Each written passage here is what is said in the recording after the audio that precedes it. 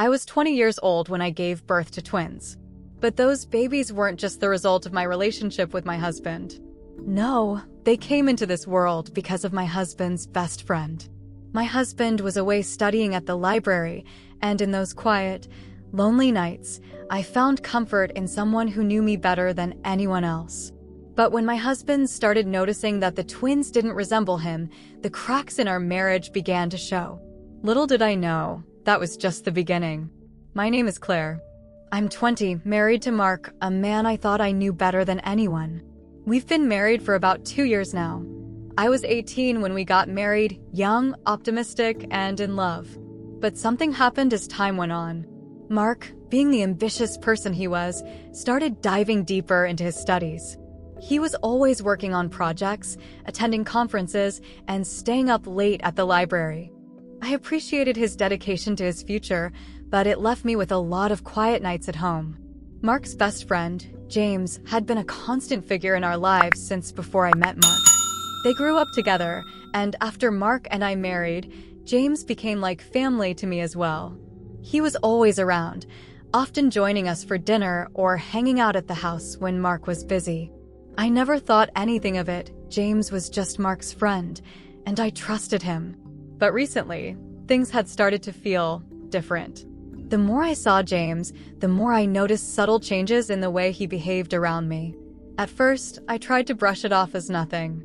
But as weeks passed, I began to notice the lingering glances, the way he stood a little too close to me, and the way his compliments seemed to carry more weight than they should. One evening, Mark was at the library again, buried in his studies. I was sitting at home, feeling the weight of loneliness more than usual. It had been a long week, and I hadn't seen Mark much. I was lost in thought, flipping through a book on the couch, when I heard a knock at the door. It was James. "Hey, you home?" he called out, peeking his head inside. "Yeah, just reading," I said, trying to sound casual. "Mark's at the library again." "Of course he is," James chuckled, stepping inside and closing the door behind him. "I swear, that guy works more than any human should." I laughed lightly, relieved to have someone to talk to. James and I had always gotten along, and I appreciated the company. We spent the next few hours chatting about random things, what I was reading, how things had been at work, the usual. But I couldn't help but feel that something was off. James was different. There was an intensity in his eyes that I hadn't seen before. We were sitting across from each other on the couch, and I noticed how his gaze lingered on me a little longer than usual. The air between us felt charged, though I couldn't explain why. He laughed at something I said, and as he did, he reached out and placed his hand on mine, just for a second. It was a quick touch, but it felt like it lasted a lot longer than it should have. I pulled my hand away, suddenly aware of how close he was sitting to me. "What's up with you, James?" I asked, trying to sound lighthearted. James shifted in his seat. "Nothing, really. Just tired of being the third wheel with you and Mark," he said with a half smile. "Third wheel?" "James, you know you're always welcome here," I said, trying to reassure him, though I could feel an unease creeping into my chest. He didn't say anything right away. Instead, he looked at me, his eyes softening. "I know. Sometimes I wish things were different, you know." I stared at him, unsure of how to respond. I thought he was joking, but the seriousness in his voice made me uneasy. It was then that I realized that something had changed between us, something I hadn't expected. Just as I was about to speak, James stood up abruptly, pacing around the room. "Sorry, I shouldn't have said that," he muttered, shaking his head. "It's just... I don't know. I feel like everything's different lately. Like, you're different, Claire." I stood up, too, unsure of how to handle the situation. "What do you mean by that?" He stopped pacing and turned toward me. "I don't know. You're so distant now. Like you're waiting for something to happen. I'm just trying to help you figure it out." I swallowed hard, my heart pounding in my chest. "James, you're acting kind of strange. What's really going on?" Before he could answer, there was a loud knock on the door, and I jumped, startled. James quickly walked toward the door, his expression suddenly tense. "I should go," he said quietly. "It's nothing." I stood frozen, unsure of what just happened. Okay, sure, I said, though I couldn't shake the feeling that something had shifted. After James left, I sat back down on the couch, my mind racing. What had just happened? Why did everything feel so off? I couldn't explain it, but I knew something was happening and I didn't know how to stop it. A few days later, I found myself in the same situation. Mark was away again and James stopped by once more. He seemed more relaxed this time, but there was still that underlying tension. This time, we decided to have a couple of drinks, something we'd done plenty of times before. One drink turned into 2, then 3, and soon enough, we were both laughing and talking more freely than I had in a while. The alcohol loosened our tongues, and for the first time in months, I felt the weight of the loneliness lift. James made me feel seen, heard, and understood, something I hadn't felt from Mark lately. As the night wore on, I felt a strange mix of emotions. The conversation became more personal, and the space between us felt smaller. I knew I shouldn't let things go any further, but the warmth from the alcohol made everything feel hazy. I felt more comfortable with James than I had in a long time. He wasn't just Mark's best friend anymore. He was someone who had been there for me, who had understood me when I felt like no one else did. At some point, I found myself standing up, feeling the pull of his gaze on me. James stood too, and before I knew it, we were inches apart. The tension was almost unbearable. "Claire," he whispered, his voice low. I couldn't stop myself. I knew this was dangerous. I knew I shouldn't let it happen. But in that moment, I felt something I hadn't felt in so long, alive, desired, seen. But before anything could happen, there was a sudden knock on the door again. I froze, my heart racing, and we both turned to look at it. It was as though the universe had made sure to interrupt before things went any further. I quickly stepped back, my breath shallow. I think I should go," James muttered, avoiding eye contact. "Yeah, I think it's best," I replied, trying to mask the feelings I didn't understand. As he left, I closed the door behind him, feeling a strange mix of relief and disappointment. What had just happened? Why did it feel like we were on the verge of something that shouldn't have happened? I sat down again, trying to make sense of everything. There was an undeniable connection, an attraction that felt like it was pulling us both toward a line neither of us should cross. And the worst part?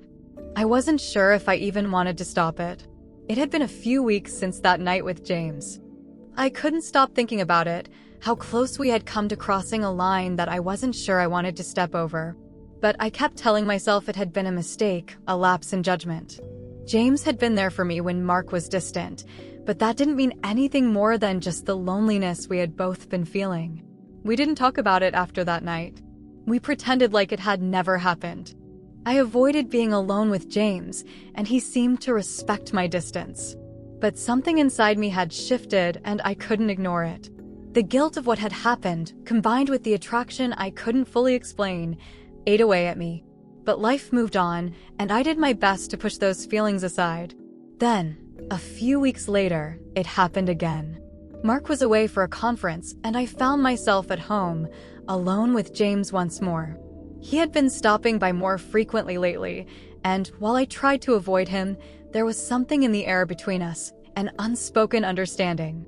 Maybe we both knew that we couldn't pretend like everything was fine forever. That night, we had a few drinks, just like before. The warmth from the alcohol made everything feel hazy, and before I knew it, James was sitting next to me again, his presence filling the space between us. We talked, laughed, and reminisced, but there was always that undercurrent of tension. The more we drank, the more our words became slurred, and the more I felt the pull to do something I knew I shouldn't.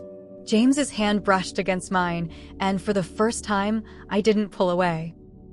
The touch lingered, and I felt something stir inside me, something I hadn't felt in a long time. My heart raced as he leaned in, his breath warm against my skin. "I know this isn't right," he whispered, his voice thick with desire, "but I can't keep pretending like I don't feel something for you." I wanted to say no, to stop it before it went any further. But the desire, the temptation, was too strong. The loneliness that had been growing inside me for months overwhelmed any rational thought. And just like that, we crossed the line. I couldn't remember much after that. The night was a blur, a haze of emotions, confusion, and guilt. The next morning, I woke up with a headache, a sense of emptiness, and no memory of how things had escalated so quickly. The only thing I knew for sure was that I had crossed a line with James, and I couldn't take it back. But James? He didn't press me. He didn't make it awkward. We pretended like nothing had happened, and for a while, it felt like it had never occurred. But the weight of it sat heavily on me. And the worst part? Mark had no idea. Months passed, and I tried to move on, but the guilt gnawed at me. I kept convincing myself that it didn't matter, that it was just one night. But the more I tried to forget, the more the truth lingered. Then, something unexpected happened. I found out I was pregnant. The news hit me like a ton of bricks. I was terrified. I was confused. I couldn't even tell Mark. I hadn't planned for this, hadn't even considered the possibility that I might be pregnant after everything. But I couldn't shake the feeling that something wasn't quite right. I went to the doctor alone, and after a series of tests, it was confirmed. I was pregnant with twins. Twins. It felt surreal. The excitement of having children mixed with the anxiety of what had happened between James and me. I felt trapped in my own secret. Months later, as my pregnancy progressed, Mark became increasingly curious about the twins. They didn't look like him. Their features were different, more like James's, actually. At first, I brushed off his questions, told him that it didn't matter, that every child is unique. But as the twins grew older, Mark couldn't shake the feeling that something was wrong. Their eyes, their noses, none of it seemed to match him. One evening, after dinner, Mark sat me down. There was a look in his eyes that I had never seen before. He was serious, determined. "Claire, I need to know the truth," he said, his voice low. "There's something off about the twins. They don't look like me. I need you to tell me if something happened, because I can't keep pretending I don't see it." I froze. My heart raced. I had to tell him. There was no avoiding it anymore. The guilt was overwhelming, and the lies were eating me alive. I took a deep breath, looking at him. "Mark, Before I could finish, he interrupted me, his voice cracking. "I need you to tell me, Claire. Are they mine?" The room was silent as I searched for the right words. How could I explain what had happened? How could I tell him that the twins weren't his, that they were James's? How could I break his heart like that? "I'm so sorry," I whispered, barely able to hold back the tears.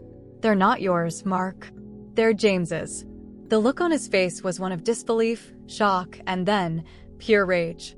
I had never seen him like this before. His eyes were wild with hurt, with anger. He stood up, pacing the room, his fists clenched at his sides.